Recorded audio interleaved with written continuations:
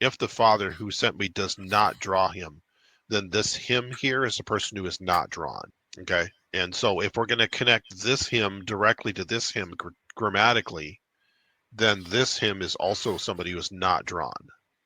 And we clearly know that's not the Okay, case. I understand what you're saying, but that's coming down to you translating the "in may" as "if not" instead of "unless." But Well, okay, but I was taught to translate it as "unless." yeah, the unless is fine. It's just that when we speak English, the unless is less clear, because unless is effectively an if not. But because we So say it, even go if ahead. I grant that, and we make it to where you can't connect the hymns, I Mhm. like connecting the hymns because I think it makes a good argument. That Well, the same him who is drawn is the same him who is raised up. But except I think even this go him ahead. isn't the one. This him isn't the one who's drawn.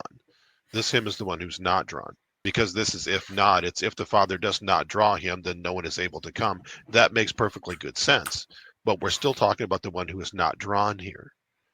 And so we have this phrase here that we have to figure out what to do with, because this him, if we connect it grammatically to this him, we have somebody who's not drawn being raised up.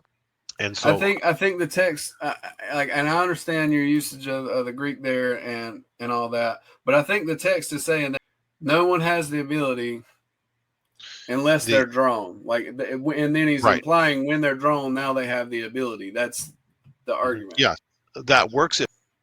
But again, we have to invert the logic in order to do that. If we're going to do that, we have to apply the not to the last clause if we're going to make this all a logical statement.